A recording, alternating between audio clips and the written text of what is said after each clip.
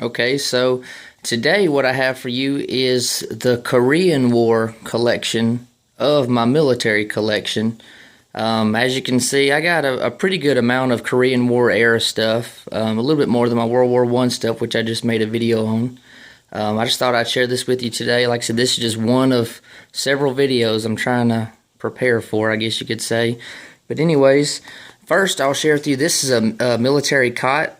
And I got it for $5 at a flea market, and it's dated 1952 or 1953. I remember reading that on it somewhere, but I couldn't remember where I saw it. I don't know if it's just too faded now or what, but it's really cool. You know, I let my kids play on it and everything. You know, it's just, I mean, for $5, you know, I don't think I'd ever actually use it for much of anything other than display, but, you know, the kids have fun with it, you know, so I went ahead and picked it up. Right here, I've got a model 1951 cap or visor cap. It's actually got a few different dates on there. It's dated the patent date of 1950, which is going to be hard to see, but it's actually a model 1951, and it's actually got another date of March 3rd, 1958.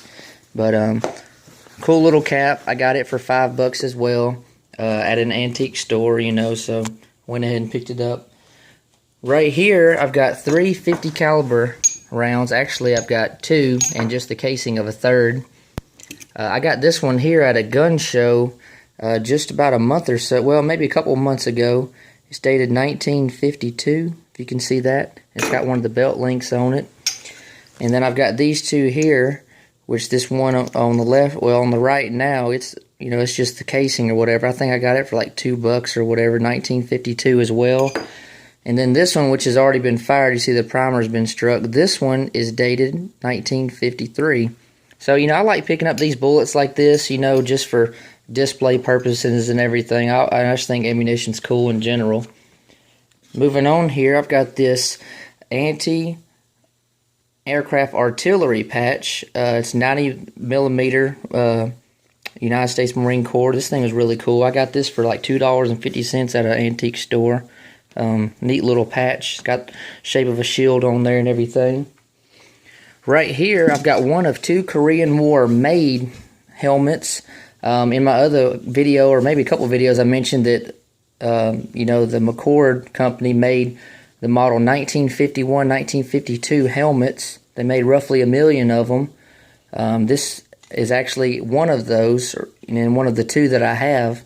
And the way you can tell if you've got an actually Korean War made helmet, which this one's got a very faint heat stamp, but it would have a letter M right in here where the heat stamp is. It'd be M, and then, you know, whatever the number is, and then usually an A or something after that. But I got this helmet here at a flea market for $10. Overall, it's in fairly good shape. The seam, you know, it's a rear seam swivel bell. The seam's coming apart in the back. I thought it was cool. It's got the non-commissioned, like a sergeant type stripe across there. You know, a sergeant stripe goes left to right, whereas like a lieutenant or a captain, an actual officer goes, you know, up and down. But I thought that was kind of cool. And it's also got a name in here.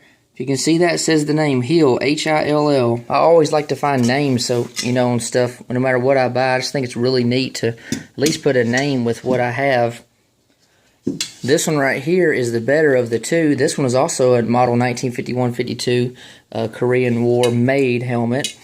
This one, it has, you know, the chin strap. It's you know, a rear seam and a swivel bell. But right in here, I don't know if I'd be able to pick it up for you or not.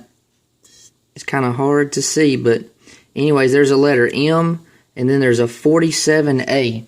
So more than likely, this helmet for sure would have been made, I believe, in 1951 because it's a low heat stamp number. Whereas the first helmet there, I can't make out but only one of the digits, so it could be either year. But I got this second one here for a good deal as well, I believe, for $20. It actually got on eBay, and it came with a Vietnam era liner, which I took it out.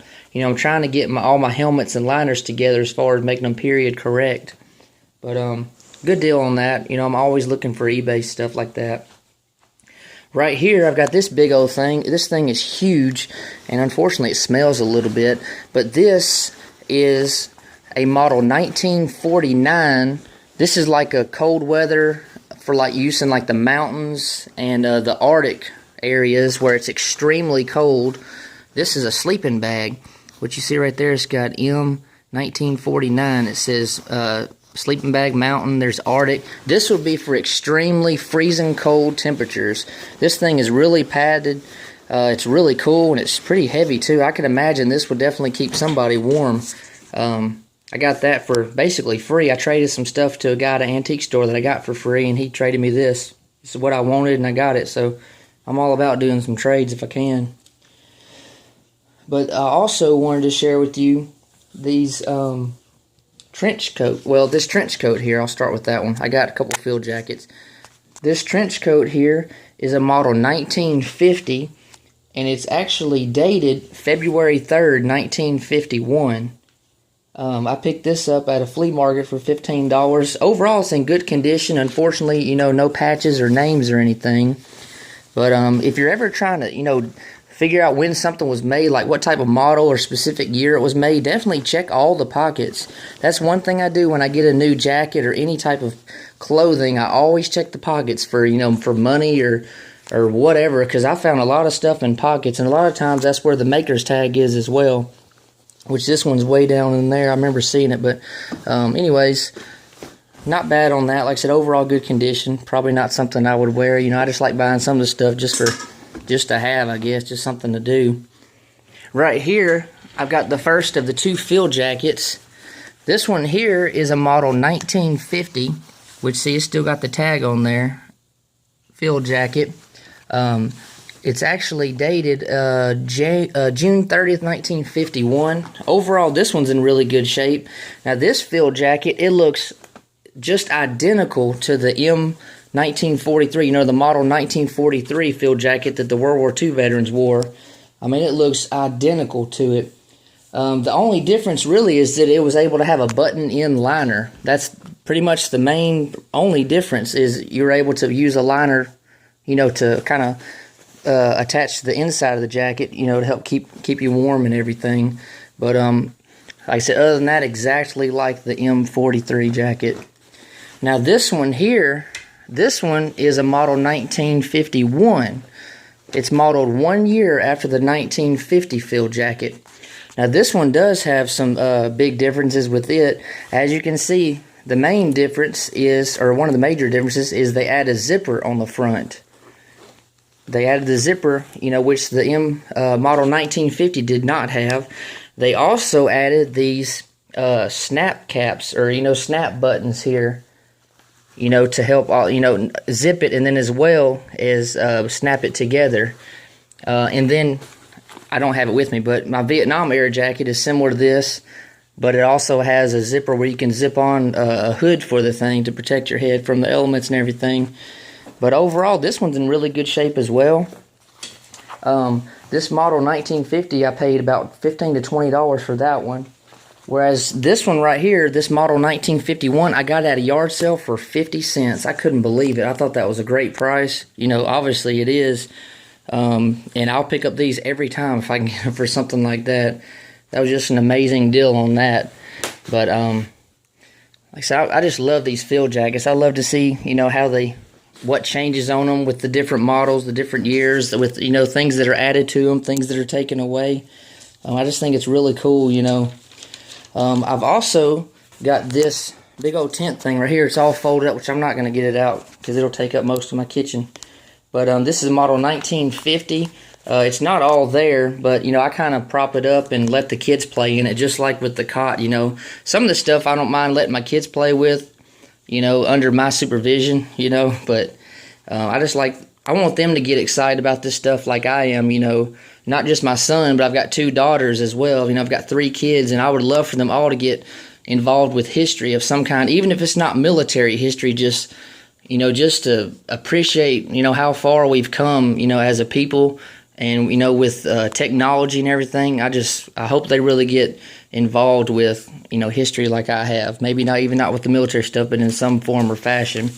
But lastly, I want to share this with you. This is a wooden explosive crate that I got for 20 bucks at an antique store. You see it's dated. It's got February 1953 on there. But I use it just for display. I used to keep stuff inside, but see, there's nothing in there. But I just like the way it looks. So, you know, I kind of display it in my display case, which some of you might have seen in a few of my other videos. But anyways, guys, like I said, I just wanted to share this with you. Like I said, definitely check out my World War I collection video, which I just made just a little while ago. You know, I try to prepare for these videos because I don't want it to seem like, you know, I don't really know what I'm talking about or don't know what I have. You know, I'm always trying to learn more and more about the things I get.